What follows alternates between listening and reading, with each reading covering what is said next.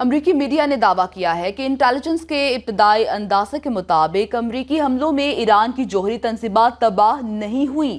ایرانی جوہری پروگرام صرف کچھ مہینے پیچھے چلا گیا ہے۔ صدر ڈونلڈ ٹرمپ نے امریکی میڈیا کی رپورٹس کی سختی سے تردید کر دی۔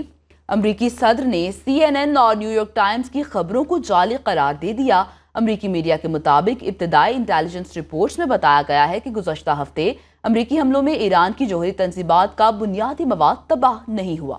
امریکی نیشنل انٹیلیجنس کی ڈائریکٹر تلسی گیبارڈ کہتی ہیں، نئی انٹیلیجنس رپورٹ میں ایران کی جوہری تنصیبات کی تباہی ٹرمپ کی بات کی تصدیق ہے۔ ایران اگر جوہری تنصیبات کی دوبارہ تعمیر کرنا چاہے تو اسے اثر نو تعمیر کرنی ہوگی۔ ایران کو تینوں جوہری تنصیبات کی تعمیر نو میں کئی سال لگ سکتے ہیں۔ پروپیگنڈا میڈیا نے ہمیشہ کی طرح اپنا پرانا حربہ استعمال کیا ہے۔ پروپیگنڈا میڈیا نے خفیہ انٹیلیجنس رپورٹس کے صرف مخصوص حصے جاری کیے۔ پروپیگنڈا میڈیا کا مقصد ٹرمپ کی قیادت اور بہادر فوجیوں کو کمزور دکھانا تھا۔ ایرانی پارلیمانی کمیٹی نے بین الاقوامی ایٹمی توانائی ایجنسی سے معاہدہ معطل کرنے کا بل منظور کر لیا۔ ایرانی میڈیا کے مطابق اراکین نے بل کی تفصیلات کا جائزہ لینے کے بعد منظوری دی ہے۔ بل کی منظوری کے بعد ایرانی حکومت کو توانائی ایجنسی سے تعاون کا معاہدہ معطل کرنا ہوگا۔ معاہدے کی معطلی کے بعد بین الاقوامی ایٹمی ایجنسی کو ایران کی جوہری پروگرام کا جائزہ لینے کا حق نہیں ہوگا۔ جنگ کے دوران ملنے والی حمایت کبھی نہیں بھولیں گے۔ ایرانی سفیر رضا امیری مقدم کا پاکستانی حکومت اور قوم سے اظہار تشکر۔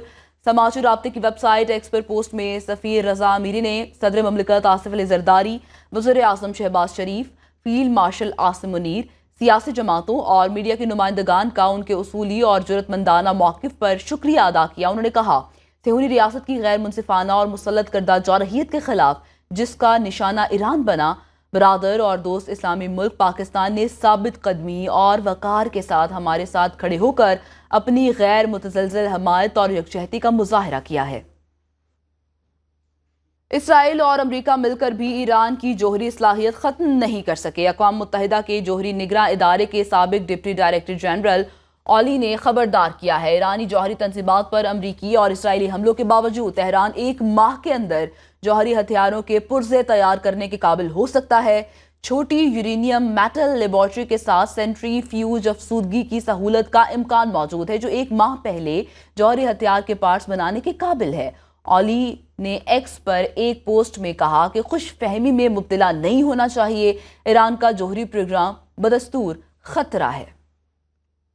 امریکی صدر ڈونلڈ ٹرمپ نے کہا ہے کہ ایران کے ساتھ اگلے ہفتے مذاکرات ہو سکتے ہیں اور معاہدہ بھی طے پا سکتا ہے۔ ایک بار پھر کہا، گزشتہ ہفتے ایران کی جوہری تنصیبات پر کامیاب حملہ کیا۔ ایران کی جوہری تنصیبات صفحہ ہستی سے مٹ چکی ہیں۔ ایران جوہری ہتھیار حاصل نہیں کر سکتا۔ افسوس ہوتا ہے نیو یارک ٹائمز جیسے اخبار اور CNN جھوٹی خبریں چلاتے رہے ہیں۔ ایران اور اسرائیل کی 12 روزہ جنگ ختم ہو گئی۔ میرا نہیں خیال دونوں ممالک دوبارہ جنگ کریں گے۔ امریکی صدر نے کہا، دفاعی اخراجات کا بوجھ نیٹو کے دوسرے ممبر ممالک کو بھی اٹھانا ہوگا۔ امریکی صدر ڈونلڈ ٹرمپ نے اسرائیل ایران جنگ کو اسکول کے دو لڑتے ہوئے بچوں سے تشبیہ دے دی۔ نیٹو سمٹ کے موقع پر میڈیا سے گفتگو کرتے ہوئے کہا، جیسے بچوں کو 2-3 منٹ لڑنے دیا جاتا ہے تاکہ ان کو روکنا آسان ہو، ویسے ہی یہاں بھی ہوا، جس پر NATO secretary general Mark Rutte نے کہا، بعض دفعہ والد کو بچوں پر سخت زبان استعمال کرنی پڑتی ہے، جس پر صدر ٹرمپ ہنس پڑے اور کہا، کبھی کبھی کچھ خاص الفاظ استعمال کرنے پڑتے ہیں۔